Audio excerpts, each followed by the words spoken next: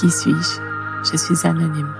Être bisexuel dans un corps de femme, grande, fin quarantaine, cheveux courts, visage aux traits anguleux, expression de genre fluide. Et dans ma tête, aveu, il y a un cul ouvert. Je vous accueille, je vous reçois. Vous êtes ici, assis sexe-ci. Posez-vous, respirez et écoutez. Et si vous aimez ce que vous entendrez, likez, disséminez, cotez, partagez. Merci.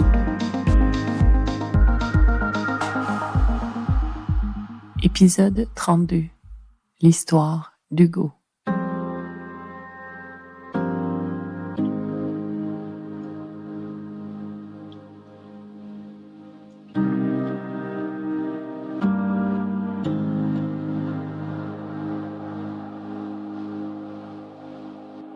Dans un coin de son bureau, Hugo remarqua la table de massage portative et pliable de qualité qu'il avait obtenue pour une somme raisonnable. Depuis un peu plus d'1 an maintenant, un profil de lui apparaissait sur une application de rencontre permettant ce genre de proposition.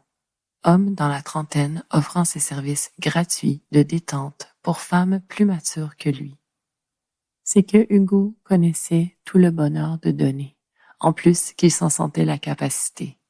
Au quotidien, il entretenait des amitiés riches, des connexions familiales respectueuses, mais surtout un lien avec une partenaire de vie de confiance, qui lui donnait en retour cette capacité à donner. Cependant que leur connexion intime avait débuté à leur adolescence, et qu'au stade où ils en étaient, qu'ils rencontrent des femmes pour les toucher selon leur degré de confort physique, n'insécurisait pas cette complice de longue date, avec qui ils débriefaient par la suite, à chaque fois qu'une telle rencontre survenait. Hugo voulait créer une expérience sécurisante et c'est dans cette optique qu'il approchait les candidates qui entraient en communication avec lui.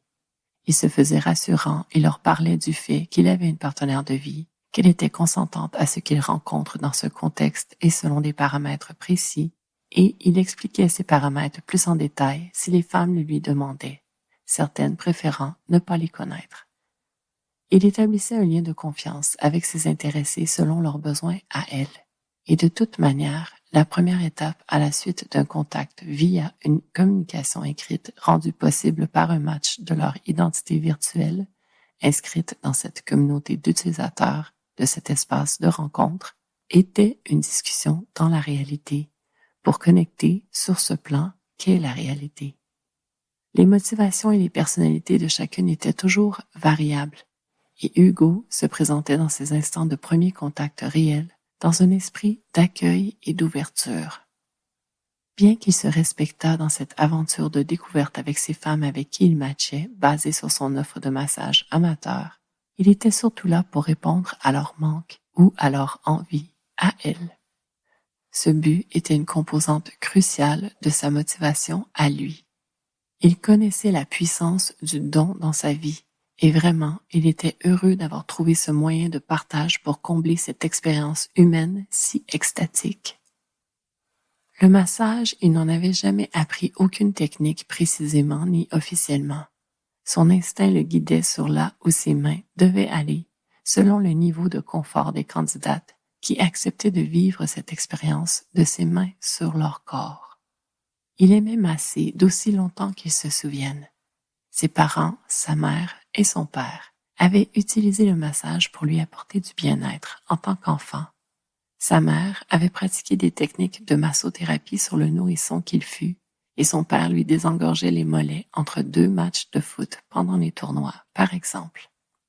Le toucher, il en connaissait l'agréabilité et au-delà de ce bien-être, il comprenait combien les adultes qui entraient en intimité pouvaient bénéficier du contact intentionnel pour une stimulation par ce sens. Il était tombé sur un article présentant un phénomène appelé un cuddle puddle. En traduction libre, ce terme pouvait être converti par une flaque de câlin. En gros, ce concept consistait à ce qu'un groupe d'individus complètement vêtus dans un contexte s'y prêtant, par exemple dans une fête techno, dans l'espace lounge, dans une tente de camping d'un festival de musique s'échelonnant sur quelques jours, ou dans un salon entre amis, tout simplement, que ce groupe d'individus complètement vêtus se forme en rapprochement non sexuel sur un sol matelassé ou recouvert de coussins pour produire ensemble une bulle de chaleur humaine.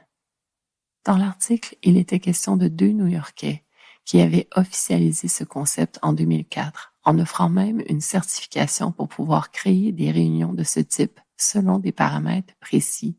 Hugo habitait Montréal. Il avait découvert un endroit, le Ecstatic Temple, où ce que l'on appelait des cuddles, tout simplement, prenait place.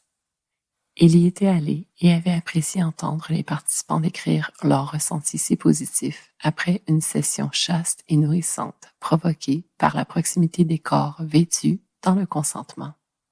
Parallèlement à cette découverte, naviguant les applications de rencontres pour parfois connecter avec des partenaires secondaires, il avait compris que beaucoup de femmes dans sa société cherchaient à vivre des connexions sécurisantes, passé un certain âge, une certaine étape de leur vie. Des femmes dans leur quarantaine, dans leur cinquantaine et même leur soixantaine, qui avaient été des partenaires de vie engagés, des mères dévouées, des femmes qui se retrouvaient célibataires et qui ne voulaient pas vivre des connexions de sexualité sans lendemain, mais qui ne voulaient pas non plus se replacer dans une situation relationnelle qui les contraindrait à diminuer leurs besoins, par voie de compromis, à faire en connexion exclusive ce vivant au quotidien. Hugo avait donc eu cette idée, se présenter comme une solution à ces femmes de plus en plus nombreuses, le chiffre augmentant avec l'éclatement des modèles relationnels dans notre société socialisée. Élisabeth fut l'étincelle qui vint se jeter sur le feu que devint cette idée de masser ces femmes plus matures, arrivées ailleurs dans leur existence. Cette femme assumée et lui matchèrent sur une application plutôt conventionnelle, mis à part pour le fait qu'entre eux, il y avait 15 années de différence. Comme dans plusieurs applis, le paramètre en lien avec l'âge des individus avec lesquels nous étions ouverts à connecter permettait cet écart.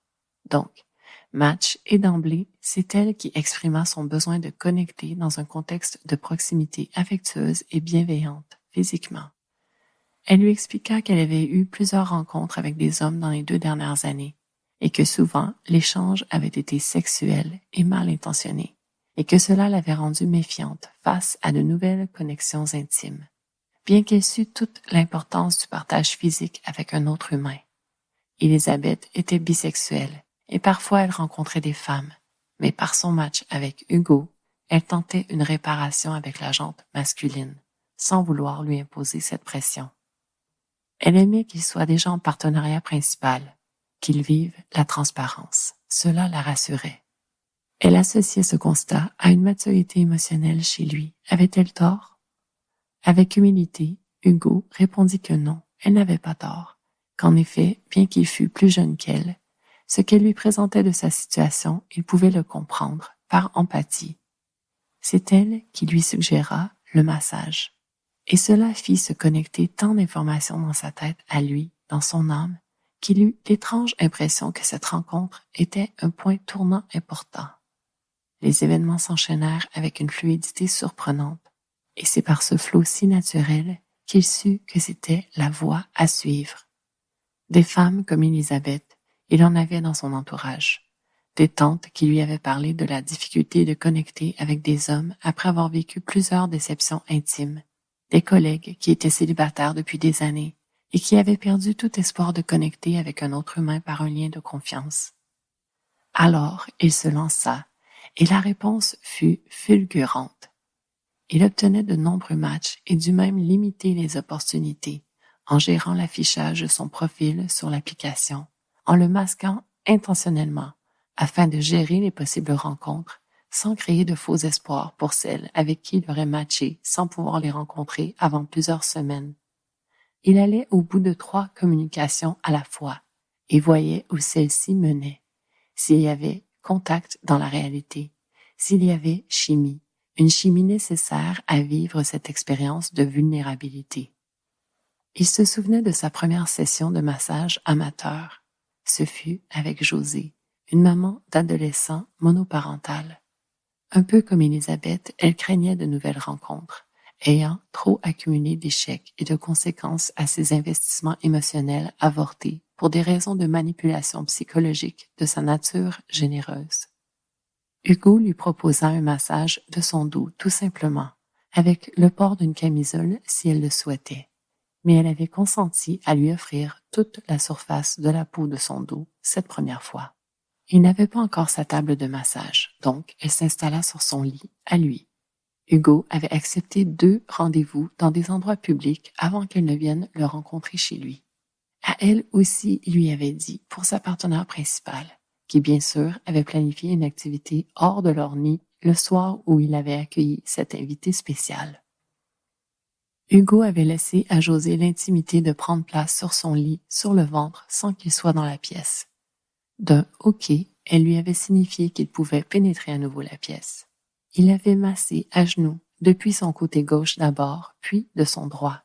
Mais l'ergonomie médiocre l'avait poussé à investir dans cette table qu'il observait en se remémorant son parcours. José et lui s'étaient revus pendant 2 mois, environ 1 fois ou 2 semaines, et d'une fois à l'autre, elle s'effeuillait de plus en plus, toujours à son rythme à elle. Enfin, la dernière fois, elle était complètement nue, sous un drap que Hugo tassait lorsqu'il voulait pétrir une partie de ce corps dont il voulait le bien-être, sans jamais promener ses mains sur des zones associées avec la sexualité, les seins, les fesses, le sexe. Pour aider au glissement de ses paumes sur la peau de la réceptrice de ses attouchements consentants, il utilisait une huile. Ses recherches lui avaient fait opter pour celle d'amande douce. Ouvrir les guillemets. Parce qu'elle ne colle pas, ne laisse pas la peau grasse, respecte toutes les peaux, même les peaux les plus sensibles.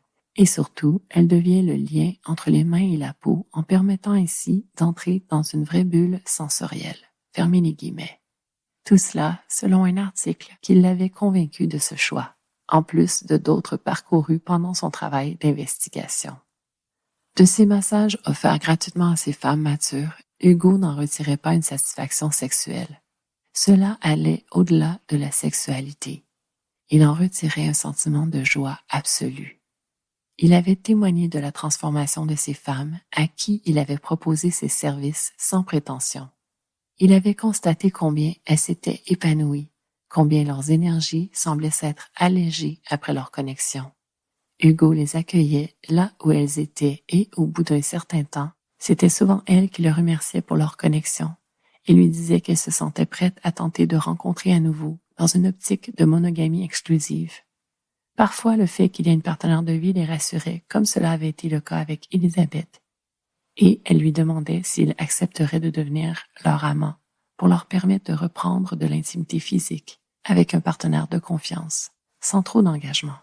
Dans ces cas, c'était à lui de dire oui ou non, après discussion avec sa partenaire de vie. Avec José, ils en étaient venus à ce point au bout de ces 2 premiers mois, et il s'avoua que cette femme, il la désirait, et que ce désir était assez significatif pour vouloir l'entendre gémir, pour la voir se tortiller de plaisir induit par des caresses érotiques cette fois. Toujours aussi dévoué à offrir une expérience positive, il trouva un article qui offrait des conseils du docteur Gérard Leleu, tiré de son livre à succès, Le traité des caresses. Ainsi, Hugo et José se retrouvèrent dans son lit à elle cette fois, un jour où ses enfants étaient chez leur père. Ils avaient plusieurs heures devant eux et cette expérience de nouvelles découvertes baignait dans une ambiance de détente bienvenue. José demanda à Hugo si elle pouvait le dévêtir une partie de son corps à la fois, sans urgence. Il accepta avec abandon cette demande si bien exprimée. Étonnamment, elle commença par lui retirer son pantalon et ses chaussettes, pour passer ses mains sur le poil de ses jambes, aux muscles développés par son amour du foot qu'il n'avait jamais cessé d'entretenir. Elle lui dit que c'était doux, et lentement, il sentit que son corps à elle s'éveillait, d'un feu qui le surprit, lui. Cette femme d'âge plus mûr avait en elle toute l'expérience d'une sensualité qui s'était façonnée au travers ses années d'explorations intimes. Après une période d'abstinence de quelques mois, son corps en confiance se retrouvait animé d'une énergie sexuelle qui ravagea celui de ce jeune trentenaire. Il ne put mettre en pratique tous les bons conseils qu'il avait lus, tant il se retrouva happé par les initiatives de cette femme en pleine possession de ses moyens. José se transforma en vecteur de plaisirs inouïs, l'accueillant lui dans son torrent d'instinct animal. Hugo en ressortit secoué pour le mieux. Ce déploiement d'affirmation physique provoqué par ce corps de femme qu'il avait connu si blindé il y avait 2 mois lors de leur premier contact par le toucher intentionnel l'impressionna. Et il sut, là encore, que la voie que la vie lui avait indiquée était la bonne. Hugo ne rencontra aucune difficulté à se laisser aller, à se découvrir outil, mais cette fois sans être un outil de don, cette fois transformé en un outil récepteur du pouvoir du don.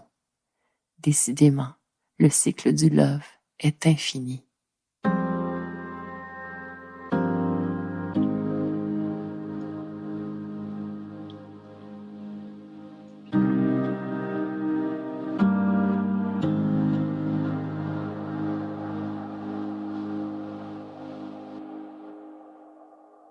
Le massage. Je vous en avais fait mention dans mon épisode précédent, dans cette lettre d'amour à cet humain avec qui j'ai vécu une idylle qui m'a redonné l'espoir que la complicité à 2 était chose possible, avec joie et réciprocité. Je vous avais fait mention de mes heures passées à le masser, du plaisir que j'y ai pris, du plaisir que j'ai pris à entendre ses gémissements de plaisir à recevoir ce que je lui donnais. Dans l'histoire, Hugo dit qu'il fut massé par sa mère lorsqu'il était un nourrisson. Je vous ai déjà expliqué que mes fictions sont un mélange de plusieurs sources d'inspiration, de certains de mes faits vécus, de certains de mes fantasmes, mais aussi de gens que je connais et de ce qu'ils m'ont raconté de leurs histoires vécues et fantasmées. Ce massage de Hugo, le nourrisson, il me fut inspiré des massages que ma mère offrit aux nourrissons que je fus. Bien sûr, je n'en garde pas de mémoire accessible de ces sessions où son toucher me procura un bien-être en me communiquant son amour maternel. Mais elle m'a raconté, à quelques reprises au cours de mon existence, cet événement important dans ma vie tout juste débuté, pour sa suite, une suite en santé, que c'est par un massage sur mon corps de nouveau-né qu'elle a repéré que j'avais un problème de fabrication aux conséquences certaines pour ma motricité à venir si elle ne l'avait pas repéré. Sur mon petit corps d'environ 2 mois, en massant mes jambes, en partant du haut de mes cuisses et en descendant ses mains jusqu'à mes pieds pour les allonger, mes jambes, elle a vu qu'une de celles-ci était plus longue que l'autre. Elle a recommencé la manœuvre avec le même résultat. Donc, elle a reproduit cette manipulation en présence du pédiatre lors du rendez-vous de routine qui avait lieu peu de temps après. Ce médecin qui avait inspecté mon corps à ma naissance et qui n'avait pas repéré cette luxation congénitale de ma hanche, ce mauvais positionnement de la tête de mon fémur par rapport au cotyle correspondant, cette partie du bassin facilitant l'emboîtement de ces 2 os. Une intervention put être faite sans besoin d'opérer, mais je dus porter un attelle complexe pendant 6 mois constamment, et la nuit dormir avec des bottines rigides séparées par une barre de métal. Ma mère, par ses bons soins, a assuré la motricité de mon corps qui a quand même réussi à marcher un petit mois seulement après avoir été immobilisé pendant 6 mois pour me mener jusqu'à la danse dès mon enfance, ce moyen que j'ai encore pour connecter avec le plaisir de manière presque instantanée. Tout cela parce qu'elle a utilisé ses mains sur mon corps pour me communiquer son amour, son care. C'est énorme.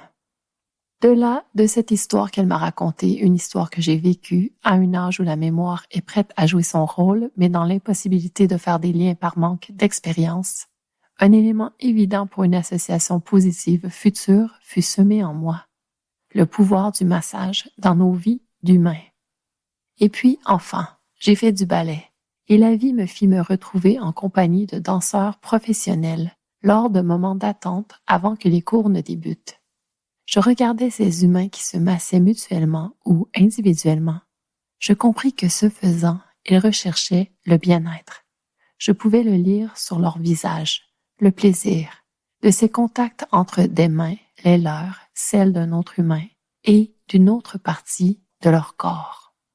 Des années plus tard, autour de mes 15 ans, une amie chez qui je faisais des sleep-over amicaux parfois, m'a demandé un soir si je pouvais être son cobaye pour recevoir un massage de sa part. Oui, bien sûr. Elle prit ma main entre ses mains et se mit à la pétrir, à me l'ouvrir, à faire exister mes doigts sur mon corps comme si je ne les avais jamais sentis là, au bout de mon bras, pendant toutes mes années d'existence. Pour la petite histoire, cette amie a continué son parcours pour ouvrir l'un des premiers espaces spa urbains de la ville. À cet âge-là toujours, 15 ans environ, ma mère me demandait de lui dénouer les épaules lorsqu'elle en avait besoin. Son métier exigeait d'elle de longues heures sur la route, dans des conditions extrêmes, et elle décréta que mes mains l'aidaient, la soulageaient. Des années plus tard, jeune adulte, je m'offris des massages de professionnels dès que je pus me le permettre financièrement, à une époque où ce type de soins de bien-être personnel n'était pas encore une option bien connue par monsieur, madame, tout le monde. Je ne pouvais pas me l'offrir souvent ce bonheur, mais j'ai décidé à cette époque que le jour de mon anniversaire, recevoir un massage était une magnifique manière de m'auto-célébrer. Alors ce fut un must duquel je ne dérogeai pas pendant quelques années. Pour vivre ce plaisir, j'allais dans un studio de massothérapie de la rue Laurier qui venait d'ouvrir ses portes et qui existe encore à ce jour. C'est là que je vécus ma première expérience de massage avec pierre chaude, entre autres. Une décennie plus tard, après mon premier accouchement, une conversation avec une ancienne amie revenue dans ma vie de manière impromptue et qui, elle aussi, était nouvellement maman, me suggéra les services d'un massothérapeute qui lui avait redonné un lien sain à son corps transformé par cette gestation. Rien de moins. Elle m'en dit tant de bien de ce praticien que cela piqua ma curiosité d'humaine intriguée par le pouvoir du massage. Et c'est comme cela que je fis la rencontre de celui que vous entendrez dans l'entretien qui suit, Pierre. Oui, son prénom, réel, avec son consentement. C'est que je veux vous présenter pendant l'entretien des liens Internet qui vous guideront à sa sagesse et qui sait, peut-être aussi à ses mains. Pour revenir à l'évolution de mon rapport au massage, au pouvoir indéniable du toucher dans nos vies d'humains, un jour, en marchant dans un cimetière avec mon amitié la plus ancienne dans mon existence et mes enfants, j'ai remarqué une pierre tombale. À Montréal, il y a cette oasis paisible au cœur de la ville, où les morts reposent en paix et où les humains qui se souviennent d'eux viennent les visiter. Moi, ce lieu, il m'apaise, comme si cela me permettait de constater l'intemporalité, le passé dont nous venons, en lisant les dates sur les pierres, les prénoms désuets et inutilisés aujourd'hui. Le présent, en constatant combien la nature a intégré ces pierres plantées dans son sol, en les inclinant, en les grugeant avec ses éléments, en me projetant dans le futur aussi, où je ne serai plus que poussière moi-même, réduite à un souvenir de moi engravé sur une de ces pierres dans un cimetière quelque part, peut-être à côté de mon père, enterré dans sa campagne natale. Donc, je repère une pierre tombale dans une rangée de stèles d'une communauté religieuse, sur laquelle le nom complet de l'humaine décédée est inscrit. Et à côté de son nom, ces 3 mots, sourde, muette et aveugle. Quel choc à imaginer vivre ainsi. Et avec mon fils qui avait alors 13 ans, nous débutons une conversation à propos du comment cette humaine a dû expérimenter la vie. Quel rapport elle a dû avoir avec ce qui l'entourait. Ne pas voir, ne pas entendre, ne pas pouvoir s'exprimer. Que lui restait-il pour ressentir son incarnation? Que lui restait-il pour pouvoir communiquer? Le toucher. Le toucher est la réponse à ces questions. Elle avait le toucher. D'ailleurs, c'est ainsi qu'elle put reconnecter avec son humanité et avec les humains qui l'entouraient, après plusieurs années à avoir été laissée pour compte par les membres de sa famille. Son histoire, je l'appris plus tard, fait partie de notre société québécoise. Ludivine Lachance, ayant vécu de 1896 à 1918. Le toucher, ce n'est pas rien, et si vous voulez mon humble avis, dans nos vies d'humains, ce sens est le fait qui définit même la particularité de notre incarnation humaine. Par notre plus gros organe, j'ai nommé la peau. L'intelligence artificielle de Google m'offre ces informations en réponse à ma demande « Combien de terminaisons nerveuses peau ?» Ouvrir les guillemets. Il est impossible de donner un nombre exact car la densité des terminaisons nerveuses varie selon les parties du corps. Cependant, la peau en est riche et en contient des millions, concentrées dans le derme et les terminaisons libres qui s'étendent jusqu'à l'épiderme. Ces terminaisons sont responsables de la perception des sensations comme le toucher, la pression, la température et la douleur. Il y a des zones de haute concentration comme le clitoris, qui peuvent en contenir plus de 10 000, et des zones de faible concentration comme le dos, qui ont une densité de terminaisons nerveuses plus faible. Fermez les guillemets. Si vous avez déjà reçu un massage, fort est à parier que la zone de votre corps qui fut massée principalement fut le dos. Cette zone de faible concentration de terminaisons nerveuses, imaginez, même là où la peau n'est pas particulièrement équipée à sa pleine capacité pour nous offrir des sensations, le bien-être qui s'ensuit lorsque touché est presque unanime, universellement. Alors bien sûr qu'il y a un lien à faire entre le toucher, le massage et l'exploration des zones plus sexuelles de nos corps, ces zones érogènes. Cette fois, l'IA Google, quand je demande zone érogène terminaison nerveuse, m'offre ces nouvelles informations. Ouvrez les guillemets. Les zones érogènes sont riches en terminaisons nerveuses, mais leur sensibilité varie selon les individus. Les zones génitales, clitoris, pénis, prostate, sont des zones primaires très sensibles, mais des zones comme les lèvres, les oreilles, le cou, le bas du dos et l'intérieur des cuisses sont également érogènes en raison d'une densité nerveuse importante. Il est important de noter que le plaisir est très personnel et que la communication est essentielle pour découvrir les zones les plus sensibles de chaque partenaire. Fermez les guillemets. Anecdote personnelle ici. Au mois de mai dernier, je me souviens d'une rencontre avec un homme qui se disait généreux et bon amant dans notre communication écrite.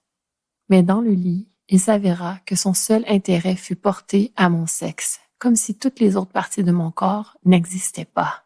J'ai tenté de lui communiquer, comme l'IA de Google me l'a recommandé à l'instant, de lui dire que j'étais un corps complet, mais il semblait obsédé par la pénétration de mon vagin.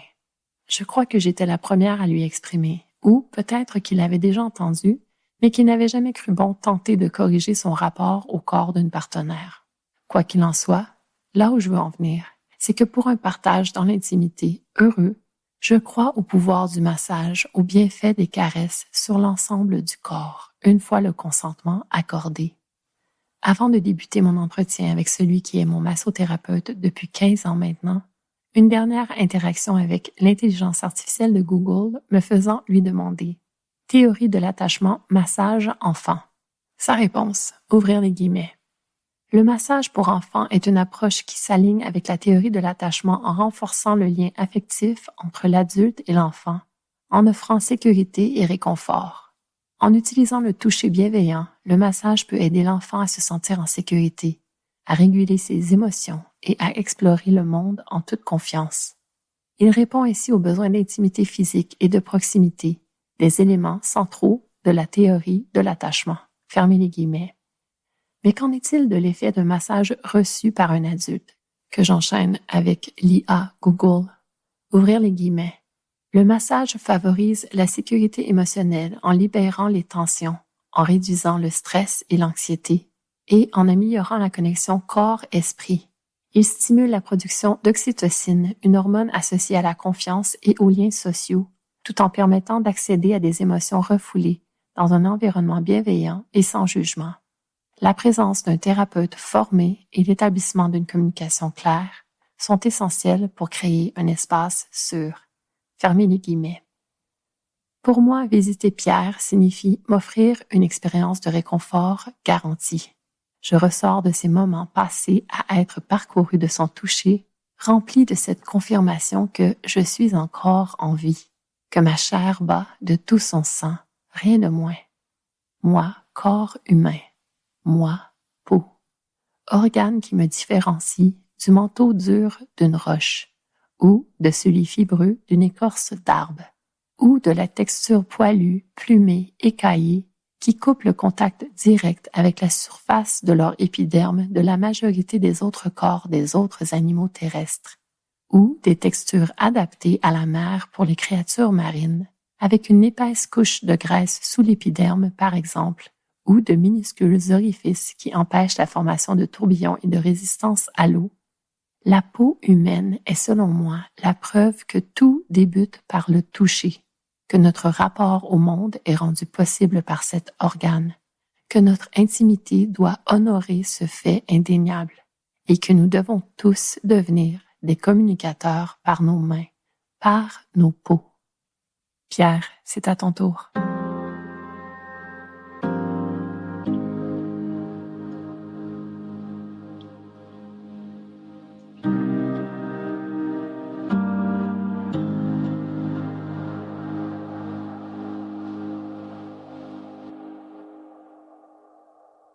Alors, comme annoncé, j'ai un invité qui, pour moi, est bien spécial. C'est toujours des invités spéciaux là, que j'ai, mais aujourd'hui, c'est quelqu'un qui a accepté d'amener son expertise sur la table, carrément, puisqu'on parle de massage. Ça porte bien. Donc, Pierre, bonjour. Bonjour. Je suis très heureuse que tu aies accepté mon invitation. Pour les auditeurs, je vais juste contextualiser un peu. Moi, je trouve que c'est une belle petite anecdote. Donc, j'étais chez toi. Mon Dieu, est-ce que c'était la semaine dernière? Oui. Semaine dernière, mercredi soir, et je mettais en ligne mon contenu pour mon épisode 31, donc le précédent. Et en te parlant et en parlant de mon projet créatif que tu connaissais, que tu connais, j'ai eu un flash. J'ai eu le flash que justement, dans mon épisode 31, je mentionnais le massage. Et en allant revisiter ton blog, Masso Mundo, que je vais mettre le lien là, dans les notes du balado, j'ai vu que tu parlais du toucher dans un de tes billets. Puis je me suis dit, mon Dieu, pourquoi je t'ai pas consulté? Pourquoi je suis pas allée lire justement ton blog pour mettre quelque chose de ton cru? Parce que tu écris très, très bien. J'aime te lire, mais c'est vrai. Tu as toujours quelque chose de très intéressant à apporter aussi, à contribuer. Donc, très heureuse. Donc, c'est ça. Je veux le dire, je suis très heureuse que tu aies accepté. C'est là que j'ai eu le flash de faire tout un épisode consacré au massage / toucher. Donc, vraiment, c'est les deux sujets qui m'intéressaient. La touche de l'écriture. Ben, comme toi d'ailleurs, tu sais bien écrire. Merci. Je fais de mon mieux pour traduire ma voix intérieure. Mais je le prends. Merci. Oui, c'est efficace. Donc, Pierre, écoute, je te l'ai dit, moi, j'aime ça faire des enregistrements un peu libres. N'empêche que au préalable, tu as écouté l'introduction. Je t'ai proposé d'entendre le contenu avant qu'on fasse notre entretien. Oui. Et moi, de mon côté, je suis allée revisiter ton blog et j'ai trouvé des informations. Puis ce que je trouve vraiment intéressant là encore, c'est que toi et moi, on s'est rejoints parce que tu m'as envoyé un courriel en préparation à notre rencontre pour me parler de quelque chose que tu aimerais aborder dans l'entretien d'aujourd'hui. Puis moi, j'étais tombée sur un de tes billets qui en parlait un peu, tu sais, qui était un petit peu comme un indice à ce que tu voulais apporter. Mais avant d'aller là, à ce sujet-là, j'aimerais ça, si c'est possible pour toi, de dire aux auditeurs, toi, en tant qu'expert, et peut-être contextualiser. Donc, c'est quoi ton rapport au massage dans ta vie? Là? Ça fait combien de temps que tu fais ça? Comment tu en es venu à ça? C'est quoi ta perspective? Moi, j'ai comme l'impression que c'est depuis toujours. Tu sais, c'est assez curieux. Hein? Mm-hmm. Quand jeune, j'avais toujours... j'allais dans un centre culturel où je suis devenu chef de jeu. Je pense que j'avais 10 ans. Tu sais, plutôt que de jouer, je faisais jouer les autres. Et puis un beau jour, il y a eu un accident dans le gymnase de quelqu'un qui est tombé sur un crochet, qui accrochait un filet de badminton, puis qui s'est arraché le nez. Et le frère de service, si on peut dire, parce que c'était des religieux qui s'occupaient de ça. OK. Il m'a dit, faut l'envoyer à l'hôpital, tu sais, faut l'envoyer à l'hôpital. Fait qu'il il m'accroche, moi, le chef de jeu, viens, va à l'hôpital avec lui.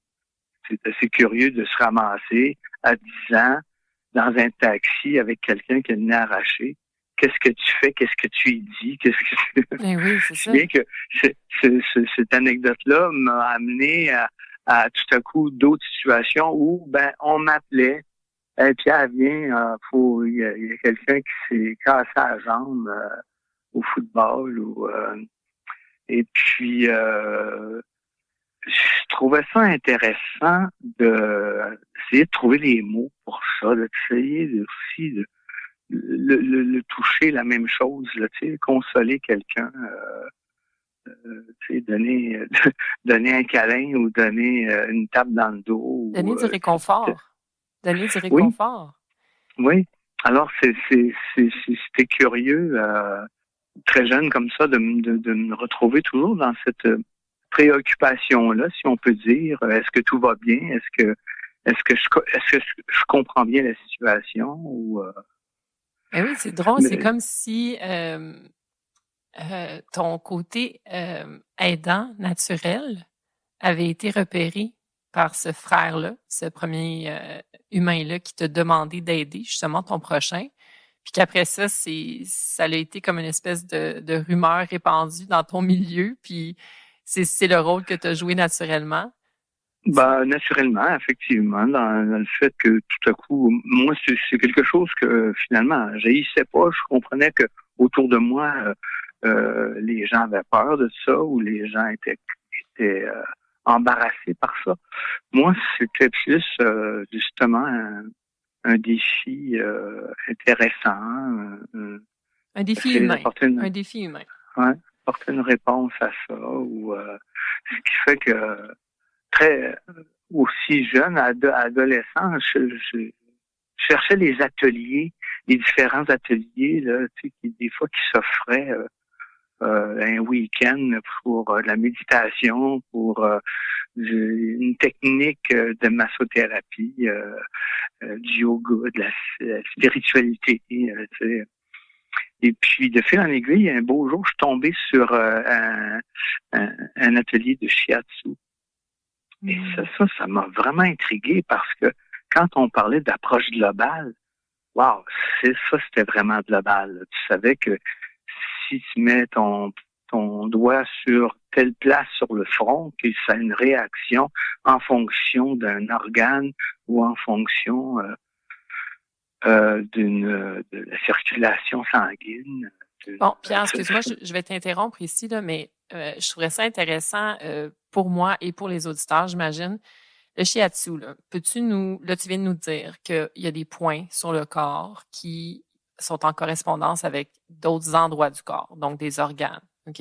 Ouais. Est-ce que peux-tu nous dire un peu c'est quoi cette science-là de ses origines ou tu sais comme en grosso modo là, c'est pas besoin de te lancer dans une thèse là, sur le sujet, mais c'est rien de miraculeux et de technique comme un livre qui dit pèse ici, ça fait ça, puis pèse là, ça fait ça. C'est s'imaginer une carte routière, le croisement des routes. Mm-hmm. Et là où il y a des carrefours, il y a un tsubo. Mm-hmm. C'est-à-dire un point vital. Alors, c'est assez simple, au fond, à comprendre. Si j'interviens à tel carrefour, qu'est-ce que je bloque ou qu'est-ce que j'accélère? Mm-hmm. Et puis, de fil en aiguille, moi, je dis, moi, suivre un cours, tu sais, je vais voir Edward Fanaberia à Westmont, qui donne un cours à cette époque-là, puis je suis vraiment fasciné, là, mais je me suis dit, c'est-tu vraiment le vrai cours? C'est-tu vraiment du vrai shiatsu? Lui qui m'enseigne, là, parce que il me parle de Ohashi, de New York, ça. Je m'inscris pas à une école au Japon, de Namikoshi. Je me ramasse là. Heureusement, j'ai déjà quelques notions de japonais. OK, attends, là, ça fait que t'es pas allé à Montréal. Toi, tu t'es dit, je vais aller directement au Japon. Non, j'ai commencé à avoir un cours à Montréal. OK, c'est que tu l'as fait le cours puis avec... Après ça, mais après ça, je me suis dit, voyons donc, tu sais, c'est pas après quelques mois de shiatsu que... Puis c'est-tu du vrai shiatsu? C'est-tu... OK, oui. Là, tu voulais aller contre-vérifier, là, à la source même. Oui, là, allons sur place. Là, j'adore! Je me ramasse là dans un cours pour étrangers. Enfin, étrangers. J'étais le seul blanc pareil parce que les étrangers étaient tout asiatiques. Et puis, on commence pas le cours, et puis, on s'échange, on donne. Et puis, le Namikoshi, Toru Namikoshi, il dit, mais pourquoi tu viens ici? Tu connais le shiatsu, ce que tu donnes, c'est vraiment très précis, c'est vraiment... alors, à la blague, ils m'ont baptisé Docteur Canada. J'adore. Moi, je trouvais ça touchant de savoir que ce que je faisais avait des résultats, concrets et positifs. Ça fait que ça a démarré comme ça. Un voyage au Japon pour le shiatsu, un voyage en Suisse pour le drainage lymphatique, un voyage en Californie pour le californien puis le tragueur, puis un voyage, etc. Là, Ça, c'est toutes des techniques de massothérapie, là, pour juste clarifier ça. Là. Toi, tu es allé à la source. Tu t'es dit, je vais aller chercher les techniques à la source. C'est ça, parce que ça avait du sens et puis ça correspondait un peu en même temps à l'origine, au début, à mon métier de réalisateur où je faisais une série d'émissions qui s'appelait Regard sur le monde. Alors là où j'allais dans le monde, je me trouvais quelqu'un qui une technique à explorer ou à survoler. Et souvent, d'ailleurs, il ne s'agissait pas de techniques complète, là, mais souvent des approches thérapeutiques, si on peut dire. En Afrique, on voit beaucoup ça. Parce que tu es allé en Afrique aussi. Oui. Ben oui, j'ai fait une dizaine de pays d'Afrique. Rien de moins. C'est pour apprendre le Diki, le Vunkuva, les traitements avec le beurre de karité ou qu'est-ce que ça faisait? Mais je me rendais compte que il y a même des techniques que je pouvais superposer. C'était à peu près la même mentalité, là. Ben, c'est ça que j'allais te dire. Au travers de tout ça, est-ce que tu as découvert une universalité? Oui. Et donc, d'essayer de l'appliquer, ça. De savoir que si je fais du crânio-sacré ou du reiki ou du magnétisme, on parle à peu près de la même affaire, là. Et puis que si je mets de l'aromathérapie à ça, wow, là, ça donnait des résultats impressionnants, tu sais. Et comme là aussi, c'était peu connu de l'associer avec le massage, ça me donnait des résultats. Je me suis dit, à force d'en parler avec des collègues autour de moi ou d'autres professionnels dans d'autres disciplines avec qui on échangeait de temps en temps, à un moment donné, ça me disait toujours, comment ça s'appelle, ça, ton massage, là? Alors, vous ne pouvez pas le réciter toute la liste, la polarité, la réflexologie, non. Toi, c'est un amalgame, là, c'est ça. Ça fait que toi, tu fais comme un amalgame de tout ça, puis tu crées quelque chose, une expérience. Oui, en fait, en disant, on me le baptisé, j'ai appelé ça ESA parce que c'était huile essentielle et zone apaisée, H-E-Z-A. Et pour l'articuler, j'ai créé une espèce de cahier d'exercices. Puis après ça, j'ai donné des cours pour voir comment ça répondait, puis comment ça m'a amené à des conférences, ça m'a amené à des échanges vraiment intéressants. Sauf que le champ le plus intéressant, c'était des services précis et adéquats pour la femme. OK, donc là, on s'en vient au sujet. Et j'aime ça. Parfait. Donc, et c'est drôle parce que, tu sais, moi, dans le fond, quand j'ai écrit la fiction, on s'était pas consulté, toi et moi, puis je sais même pas si j'avais encore lu ton billet à ce moment-là, mais moi, je suis partie de quelqu'un que je connais, en fait. Ça m'a été inspiré de quelqu'un que je connais, un jeune homme trentenaire qui fait ça. c'est un peu son histoire à lui. Puis je trouvais ça intéressant aussi parce que là-dedans, toutes les femmes, tu sais, que je mentionne, ou en tout cas quelques situations de femmes que je mentionne dans cette fiction-là, moi, j'en ai entendu. Tu sais, il y en a plein de femmes autour de moi qui sont dans cette situation-là où elles ne se sentent plus nécessairement en confiance, soit face à leur estime d'elles-mêmes, soit face à l'intimité en général. Et leur rapport à l'intimité est rendu très compliqué. Et donc là, toi, tu veux nous parler de quelque chose qui, selon toi, c'est ça, peut aider ou a aidé des femmes. En tout cas, je pense, de ce que j'ai lu et de ce que j'ai compris de cette expérience-là, mais je te laisse aller, là. Vas-y. Ben, c'est que, évidemment, dans ces approches-là, c'était l'écoute qui est toujours primordiale. Là. C'est de comprendre comment on s'exprime, comment on dit les choses. Chez les hommes, on les dit d'une certaine façon. Chez les femmes, on le manifeste de façon plus sensible. Et c'est intéressant.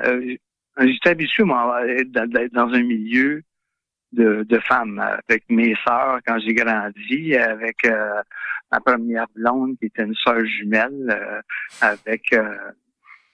il y avait toujours un contexte où je pouvais être plus près de la femme pour agir, pour comprendre, pour intervenir. Je m'étais dit donc j'avais comme l'intention d'offrir ce massage-là avec cette cohérence-là, là, tu sais, de pourquoi au village olympique, là, mon premier studio que j'ai ouvert, c'était au village olympique. Les personnes venaient et donnaient vraiment un feedback intéressant, puis j'ai comme l'impression, évidemment, que aussi ils partageaient La bonne nouvelle. leur expérience avec, c'est ça, des collègues. C'était en quelle année? Je suis juste curieuse, là. Village olympique.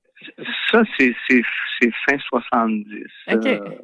Fait que ça, c'est juste pour donner une idée aux gens, tu sais, du temps, là. Ça fait longtemps que tu fais ça, là. Je veux dire, c'est extraordinaire. Moi, je suis très, très privilégiée d'encore pouvoir bénéficier de ton pouvoir, mais OK, excuse-moi, on continue.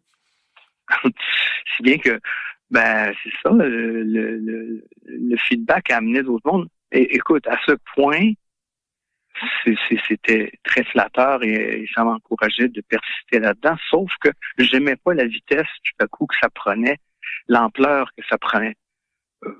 Là, j'étais obligé d'essayer de trouver d'autres masseuses ou masseurs, de faire des horaires, d'acheter des serviettes, de l'huile à massage. Finalement, j'étais plus en train de faire mon métier, j'étais en train de gérer une business. Ouais. Là, je trouvais pas ça drôle du tout. Là. J'ai dit non, on arrête ça là. Moi, je vais pratiquer seulement chez moi, avec une clientèle intéressée, qui viennent pas parce qu'ils sont malades, mais qui viennent parce qu'ils veulent vivre une expérience et puis en même temps, évidemment, à la recherche quand même du bien-être. Si bien que la veine les femmes enceintes, une première femme enceinte est venue me voir parce que c'est une approche que j'avais étudiée dans les différentes disciplines. Puis je me disais, c'est tellement important, c'est un phénomène incroyable quand même. Tu sais, c'est tellement impressionnant le corps humain. Quand la femme est enceinte, c'est une merveille de la nature. Là, tu sais. Oui, définitivement. On appelle ça le miracle de la vie, là. C'est tous les paramètres qui doivent être en place pour que ça ait lieu, une gestation de 9 mois comme ça dans un corps humain pour mener à la naissance d'un enfant. Mon Dieu, c'est incroyable. Là. Oui. Et tu sais, je trouvais ça spécial, tu sais, quand les années ont passé, tout à coup de masser une fille que j'ai déjà massée dans son ventre, dans le ventre de sa mère. Aïe, aïe, aïe. Wow. Le temps qui a passé, tu sais, le premier message que tu as reçu, là. T'étais dans le ventre de ta mère. Ça, c'est incroyable. Incroyable. C'est fou. Et puis, Mais donc, la femme enceinte était toujours souvent dans un contexte où, à cause des cours prénataux, à cause de ton milieu de travail, tu échanges beaucoup sur l'expérience que tu viens de vivre. Et souvent à des collègues qui sont à peu près du même âge, donc aussi dans la même situation. Fait qu'une femme enceinte m'en amenait 2, puis 2 m'en amenaient 4, puis... Effet boule de neige, comme au village Oui. olympique, c'est la même chose. Fait que tu t'es retrouvé avec une nouvelle business. Ou encore, il y a un autre phénomène, ça c'est une facette, mais il y a un autre phénomène, c'est que la femme se donne ça en cadeau et donne ça en cadeau. C'est ce que les hommes ne font pas. Encore à ce jour, tu penses? Est-ce que tu penses qu'à ce jour, c'est encore le cas? Est-ce que tu penses que, tu sais, socialement, les gens sont un petit peu plus au fait des bienfaits, justement, des massages? Oh non. Ah non, non, c'est pas le cas. Ah non? C'est pas le cas. Ben non. Okay. Ça, c'est le marché commercial, tu sais, qui donne l'impression que c'est comme il y a beaucoup de studios de massage, mais de quel genre de massage qu'on parle? Comme je te dis, est-ce que c'est parce que j'ai mal au dos? Non, c'est ça, je comprends ce que tu veux dire. La qualité d'expérience que toi t'offres, c'est pas la même chose du tout. Là. Puis ça, moi, je peux en témoigner. Là. Moi, quand j'ai découvert tes massages qui étaient tellement plus complets, je veux dire, il y a tellement de niveaux dans l'expérience que tu offres comparativement à aller dans un spa, recevoir un massage, tu sais, je sais pas, je dis n'importe quoi, mais un deep tissue massage, puis tu sais, la personne te demande de mal ou avec des outils, des roches dans le dos, des pierres chaudes, comme je disais. Alors que tu t'inquiètes comme t'as un kit de physionomie, t'as une approche qui est écrite sur des fiches. Enfin, là, je dis des fiches, ça me fait penser à moi, quand j'ai commencé à enseigner, je montrais comment d'abord on crée un profil individuel, vite, là, pour pas rien retarder. La personne, elle vient, c'est pour se retrouver sur une table, c'est pas à côté. Mm-hmm. Ça fait que, mais toi, tu veux savoir, avant que la personne soit sur la table, que tu connais pas du tout, as-tu déjà eu un accident? As-tu des restrictions de mouvement? As-tu déjà eu les pieds enflés? Des allergies? Malaises respiratoires? Prends-tu des médicaments? Es-tu insomniaque? Là, tout à coup, les gens ouvrent les yeux et en blanc, mon Dieu, ils en posent bien des questions, mais c'est parce que quand tu vas être à la table et que la machine va partir, ils n'en poseraient plus de questions, mais je sais où ce que je m'en vais parce que je sais que justement, tu as déjà eu tel type d'allergie ou que tel type d'inconfort, puis que mes mains peuvent aller là pour te soulager. Même que tu sais, les gens disaient il y a des bizarres de questions, le gars, là, c'est votre pire crainte d'être aveugle, sourd ou muette, hein? Ah! C'est c'est comme Ludivine Lachance, ça. Mais, OK. Là, Pierre, je te ramène parce que on est à 23 minutes. Je veux que tu me parles de ces expériences. Là, tu parlais des femmes enceintes. Est-ce que c'est ça qui t'a amené à développer le type de massage dont toi, tu me parlais? Tu as utilisé le mot massage naturiste et je pense que le terme massage alpha aussi peut être utilisé. Oui, c'est ça. Ça, c'était pour le distinguer. Si quelqu'un venait me voir, c'est-tu pour le massage ESA ou un massage alpha? Alpha, au fond, c'est effectivement là un massage naturiste, mais parce que on sait très bien que le corps a besoin de cette attention-là partout. C'est-à-dire surtout bassin. Le bassin, c'est tout un univers, ça. Fait que je trouvais ça intéressant. Excuse-moi de t'interrompre, mais sur ton site, puis je vais mettre ce lien-là aussi, mais t'expliques, moi, ça m'a vraiment frappé, mais le corps n'est pas coupé en deux. Il faudrait masser le bassin, toute cette zone-là, parce que justement, c'est un tout, là. On peut pas juste masser le dos, masser les jambes, sauter le bassin et omettre toute cette région-là. Mais vas-y, continue. C'est ça. Et puis, il y a toujours, on n'a qu'à s'imaginer être sur la table.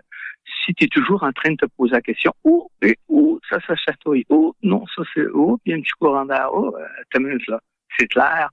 Faut vraiment que tu te poses plus la question. Faut pas que ta tête soit toujours en train de se poser des questions. Il y a deux choses qui sont importantes pour ça, c'est l'environnement sonore, parce qu'il y a rien que les oreilles qui se ferment pas. Mm-hmm. Les yeux se ferment, la bouche se ferme. Alors, faut que tu aies un environnement sonore, parce que sinon, l'oreille curieuse va chercher à savoir c'est quoi le petit bruit que j'entends au loin, c'est quoi qui craque, une distraction, là. C'est quoi qui fait, lui, c'est-tu de l'huile qui coule, c'est-tu... alors, tu fais un environnement sonore sur mesure, là aussi. Hein, la musique du début, elle est active. Plus la musique progresse, plus elle doit nous amener ailleurs. Donc, tu mets pas du Beethoven, tu mets pas du synthétiseur wing wing qui est toujours la même note. Tu sais, il faut que ça varie, il faut qu'il y ait du slalom, il faut que ça nous amène quelque part c'est un voyage. au milieu. C'est un voyage. Oui, et au milieu, t'es au cœur du voyage, t'es au sommet. Et puis la deuxième partie t'amène vers plus une ambiance méditative, une ambiance spirituelle, quelque chose qui là aussi te surprend, mais t'amène doucement vers le silence absolu. Mm-hmm. Et puis donc si je reçois, faut que le corps s'exprime librement, faut pas qu'il soit limité par un jeu de draps ou les préoccupations de savoir jusqu'où ça va aller. Mm-hmm. Alors, c'est comme clair que c'est un message qui est sensuel, mais c'est comme clair que c'est pas un message sexuel du tout. Parfait. Et ça, c'est établi avec parce que c'est des femmes à qui tu donnes ces massages. Est-ce qu'il y a des hommes aussi? C'est rare. C'est rare, hein? C'est rare. Oui. C'est rare. Mais c'est parce que effectivement, quand tu développes aussi, tu sais, comme je disais tantôt, je parlais de la femme enceinte, mais il y a aussi une façon.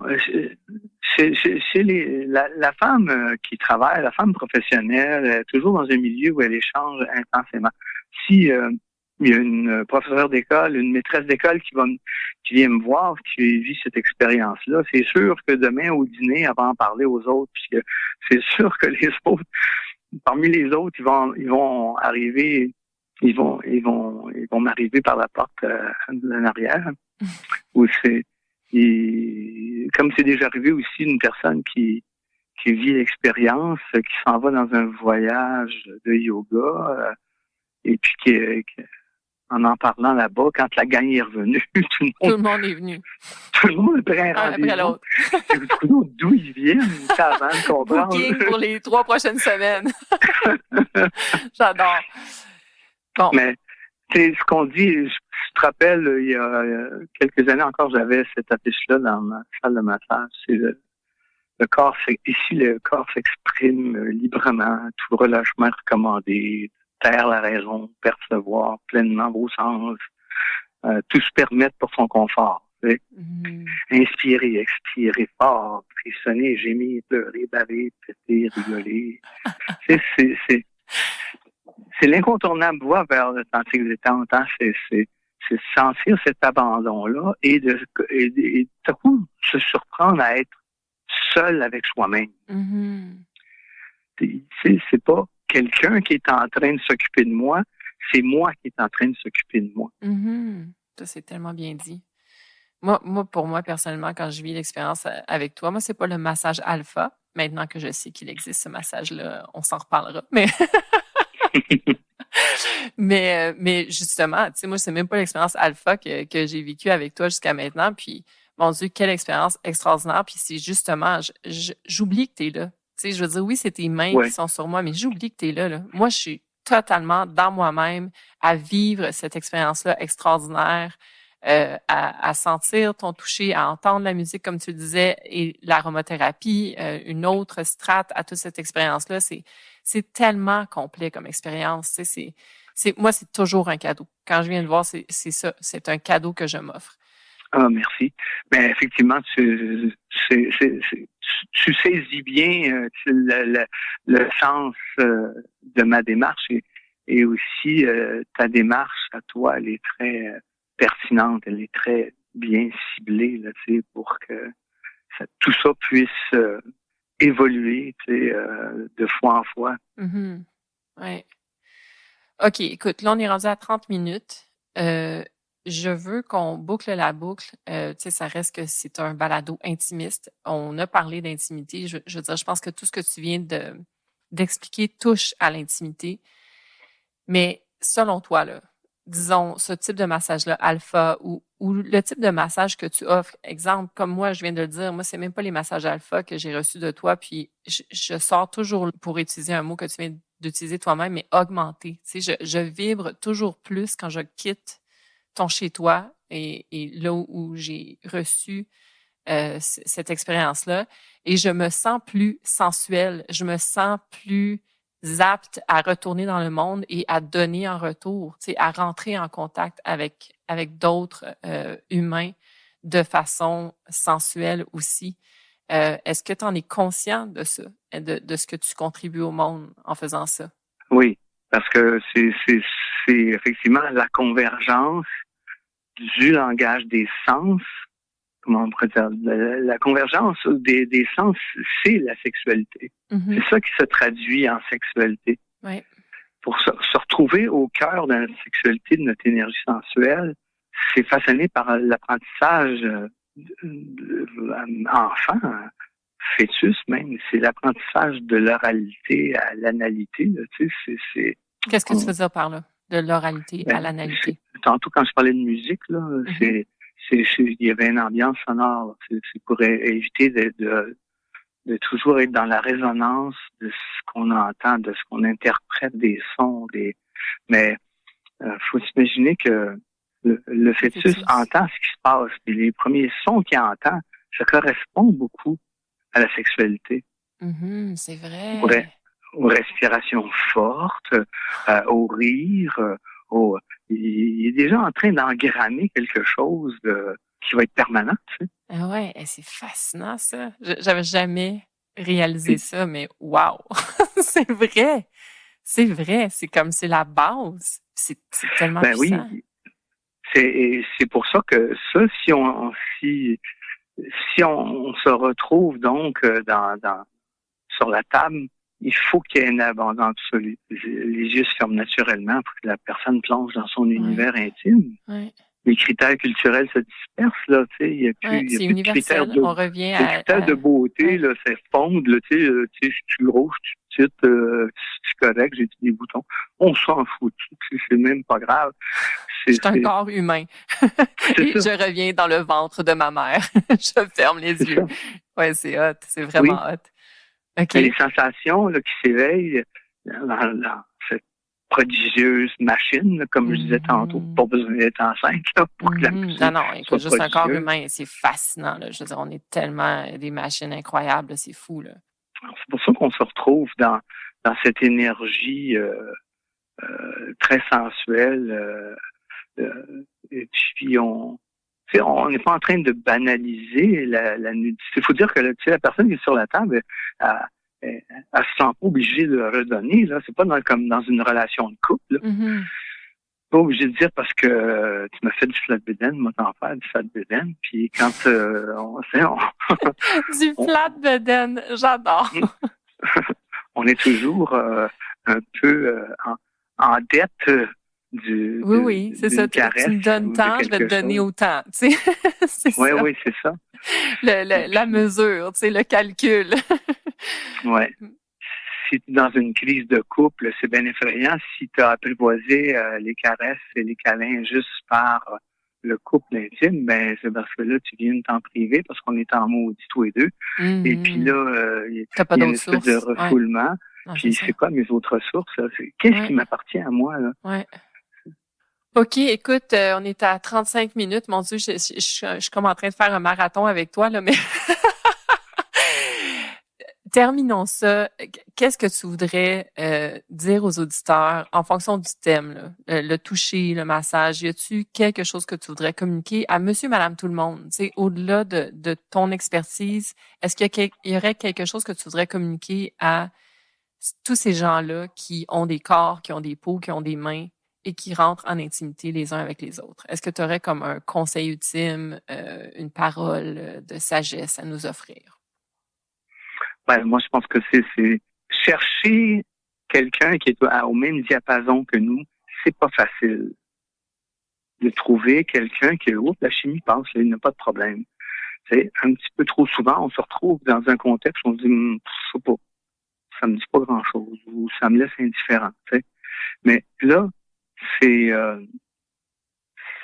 quand on a trouvé, à partir de ça, ça vient nous enrichir, mais de quelle façon?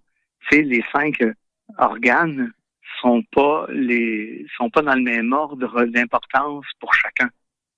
Moi, je peux être un cœur dominant, l'autre est un rein dominant, l'autre est un poumon dominant. Donc là, tu Puis il y parles en des a un 5 organes vitaux, là, je veux juste le préciser, c'est que c'est ça. Puis, et ça, est-ce que c'est une notion de shiatsu ou c'est juste, tu sais... c'est la médecine chinoise. OK.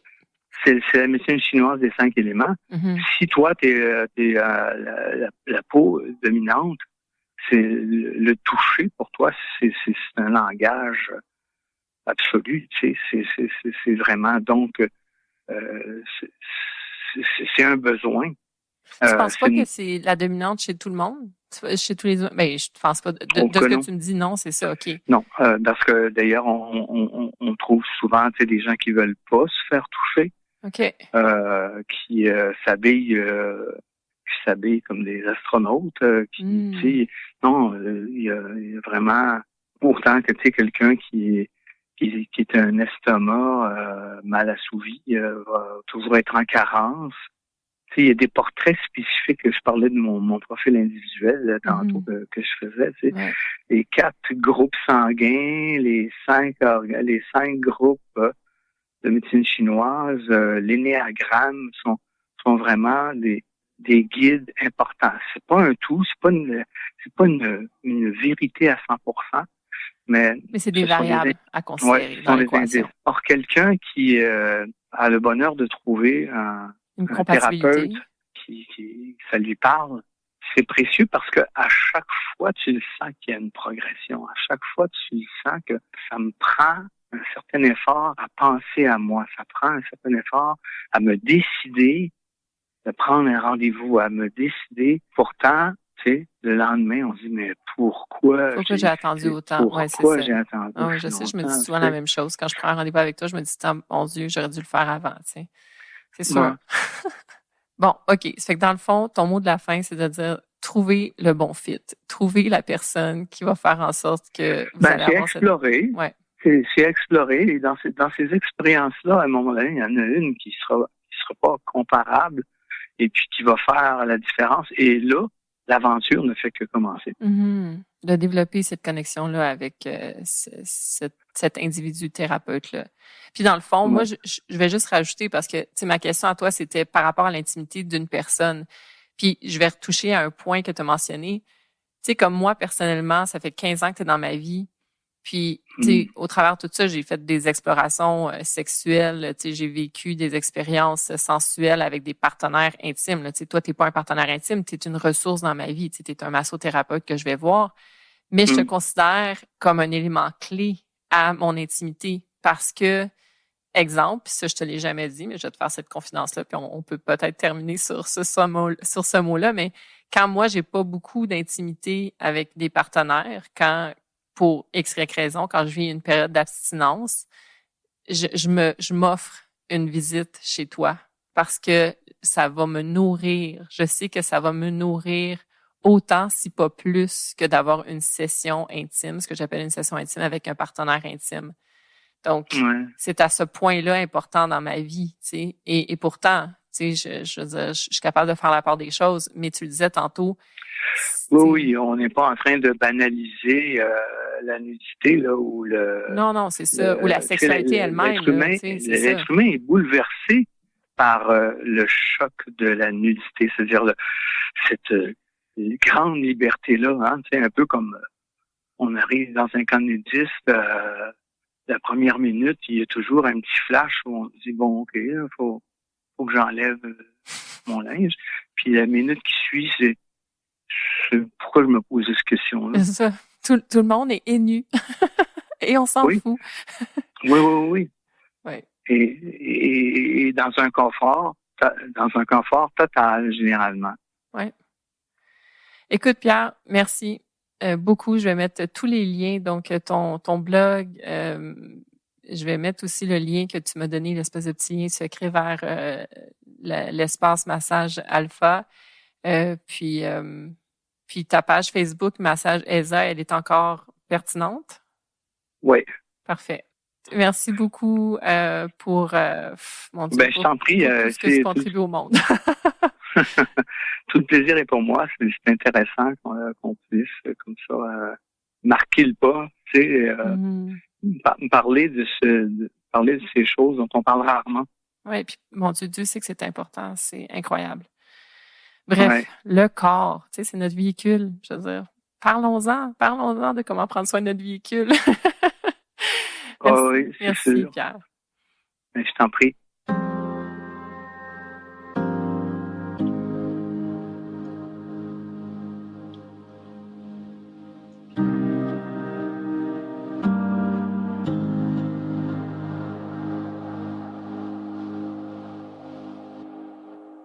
Comme mot de la fin, je serai brève. Pour boucler les propos de Pierre, voici un extrait d'un billet de son blog Massomundo, intitulé « Le shiatsu émancipateur de la libido », publié le 21 avril 2025. Ouvrir les guillemets. Quand j'ai entrepris mes cours à l'école Namikoshi à Tokyo, il fallait que je connaisse l'emplacement des principaux tubos de tous les organes, ceci pour nous orienter dans la jungle anatomique. Pour capter l'intérêt de la classe, le sensei avait choisi comme matière la vie sexuelle heureuse. On apprenait comment savoir diagnostiquer un corps affaibli du point de vue sexologique. Pour pratiquer une vie sexuelle heureuse et pleine, il est nécessaire que le dos, les hanches et le hara soient malléables et flexibles. Fermez les guillemets. Pierre a mentionné que ses massages ESA et surtout ses massages alpha n'étaient pas sexuels, mais plutôt sensuels. En ce sens qu'en tant que thérapeute, il fait vivre une expérience qui permet un voyage par les sens. L'ouïe avec la musique, l'odorat avec l'aromathérapie, le toucher avec ses mains. Mon balado s'intitule « Si sexe si ». J'ai envie de vous confier que ce titre, il est un souhait. Le souhait que tout un chacun découvre tous les plaisirs de l'intimité, bien au-delà du sexe pénétratif. Nos corps méritent le bien-être global. Ils méritent de ressentir la bienveillance par l'enveloppement physique d'un autre humain. Les caresses, ne les sous-estimez pas. Communiquez avec vos mains, tout votre désir, tout votre amour. Ce langage, il est universel.